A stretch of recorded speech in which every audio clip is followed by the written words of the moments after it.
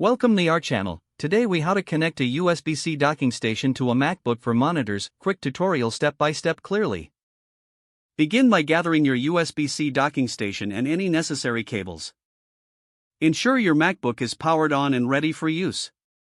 Locate the USB-C port on your MacBook. Take the USB-C cable that came with your docking station. Plug one end of the USB-C cable into the docking station. Connect the other end of the USB-C cable to the USB-C port on your MacBook. Next, prepare your external monitors for connection.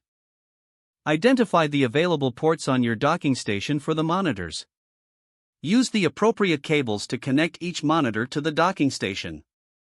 If your monitors use HDMI ports, connect HDMI cables from each monitor to the corresponding ports on the docking station.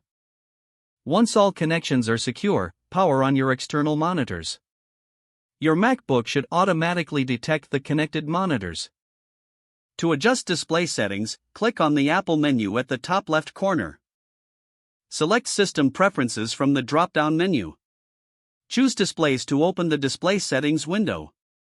Here, you can arrange your monitors by dragging their icons. Select your desired resolution and display preferences for each monitor. Once you are satisfied with the configuration, close the Display Settings window. Your setup is now complete, and you can start using your external monitors with your MacBook.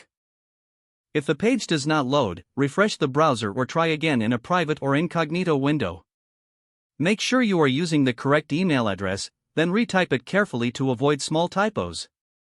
If your password is not accepted, use the reset option and create a new strong password you can remember. Check your spam folder for verification or security emails, then complete any requested confirmation step. Enable two-factor authentication if available to improve account security and reduce unauthorized access risk. After signing in, review your profile details so your contact information and settings are accurate and current. If you see an error message, note it down and try again after restarting your device and internet connection. Log out when you finish, especially on shared devices, to keep your account and payment information secure. If the page does not load, refresh the browser or try again in a private or incognito window.